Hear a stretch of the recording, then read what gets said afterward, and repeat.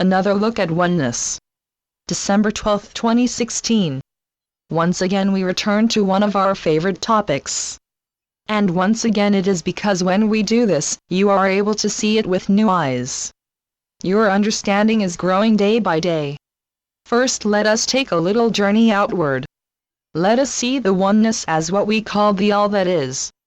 As we look outward, we imagine that we can see in all directions as far as the most powerful telescopes that you have invented can see.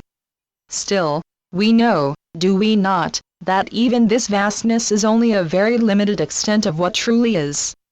And yet, even this not only boggles your minds, but boggles your computers. Now we will imagine that we pick, at random, a small area of this vastness, in order to study its makeup. Look around and pick such an area. Is it part of your chair? Part of the floor? The wall? Your hand? The moon? Let's zoom in on the area. If what you are looking at is organic, you will begin to see cells first. At a greater magnification, you will see molecules, then atoms, then particles, then energy.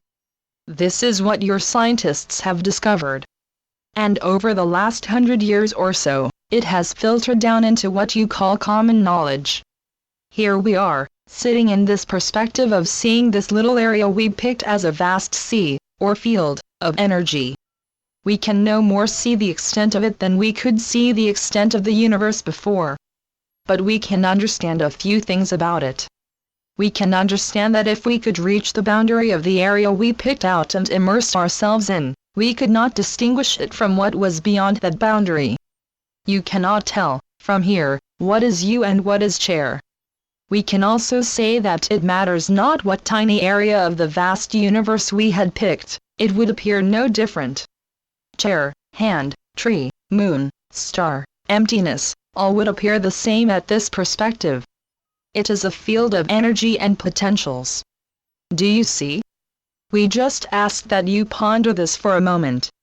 It means that no one thing is any different from any other thing, except that it will have had differing experiences. The field itself is permanent, it is true. And we will tell that as experiences itself. Everything within it is a condition of it and will change. Look outward and pick out something to observe. Can you see that from the viewpoint of what we just saw, you are truly no different from what you are seeing? Extending that, can you be any different from the field itself?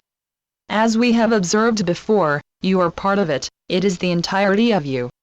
May we point out that we have just identified you as all that is. Your learned conditioning wants to say, oh, no, that can't be. And our response is that it cannot not be. The limits that you live within are limits you have learned and accepted. They are beliefs that you hold. Your journey is one of learning this and discovering the truth, or not. The great gift you have been given is that the choice is yours.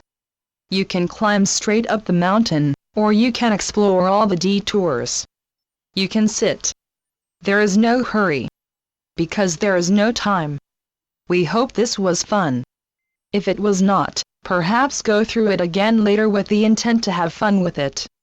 But mostly, feel the vastness of it and realize that it is you. In unconditional love and joy, we see you as you truly are. Good day. Channeled by Ron Head. RonAhead.com